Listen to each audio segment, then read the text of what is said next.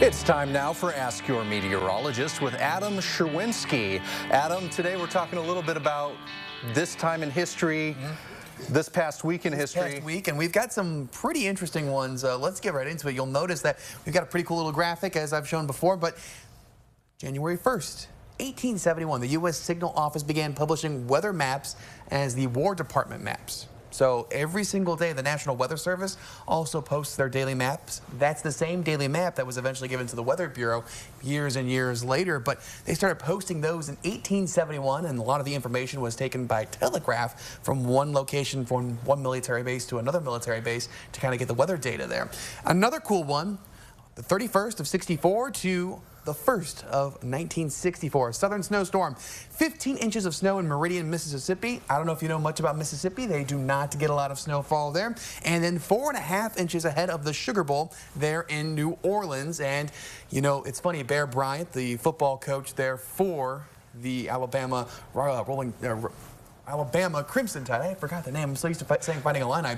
The Alabama Crimson Tide said the only way we're going to lose this game is if we have a freak snowstorm. Well, the day before the game, they had a freak snowstorm. So think about that. It actually came true. He spoke it into existence there. You got to be careful what you say. Exactly. You never know what the consequences of your words are going to be. Now, we were talking about something else, though. I know it's winter. We were talking about snowstorms usually, but there's also a different kind of phenomenon. That's right. That's right. And one of our viewers wanted to know, what about potholes? Potholes, yes. How do they form? And you know, you're thinking, well, that's all road construction. What is a meteorologist going to know about it? Well, it has to do a lot with the weather. How they form? Well, usually we get precipitation that forms within those cracks right there. You'll get water coming in as rainfall. We've had plenty of that already in some of our instances this season.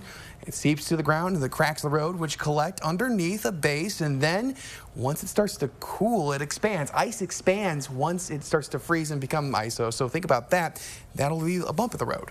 Those little pockets eventually get run over by cars, and then when those pockets of ice are gone, that's how we get those little holes. Another car rolls over it, breaks those little pots right there, and that's how you get your pothole. So the expansion of ice underneath that layer of water that was once water expands the road, leaves gaps, car goes over it, boom, you've got a pothole. Now, I've seen it get really bad in the past where the potholes start to form, and I'll see a line of cars off to the side of the road because their tires are busted open. I think one of the important things to realize is roads that don't have potholes that you think you're fine on, they may come up suddenly. Yeah, and you know, I'm from Northwest Indiana, and most of us here in Central Illinois also deal with potholes too, but that's a part of the snow belt up north and the Rust Belt too.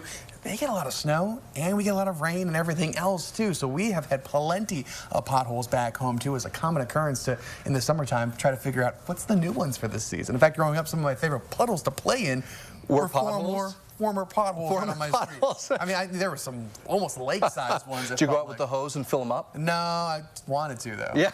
Dad was not a big fan of that. Not a big fan of that. Something I would try to do. Yeah, for sure. And, you know, we had a gravel driveway anyway, so I just used the kid that usually watched the water pull into those little potholes. Well, let me ask. So, with the weather that we have right now, would this be officially a pothole advisory? Should we be on the watch out for potholes? You should always be on the look for potholes regardless. There's not really a watch or advisory. Usually the kind of weather events we get is when we had a lot of rainfall, then it warms up, then it cools down, warms up, when we get a lot of fluctuation. A lot of up fluctuation and between being warm. We've had a lot of that already this season. Right. So there's probably some that have already formed, maybe out by your house or maybe out by other parts of town you frequent. So keep that in mind. I appreciate it, Adam. Yeah, it's good advice. I learned something new today. Yep. You have a question to ask your meteorologist, you can reach out to Adam on Facebook or his email. We appreciate you being with us today and breaking it all down.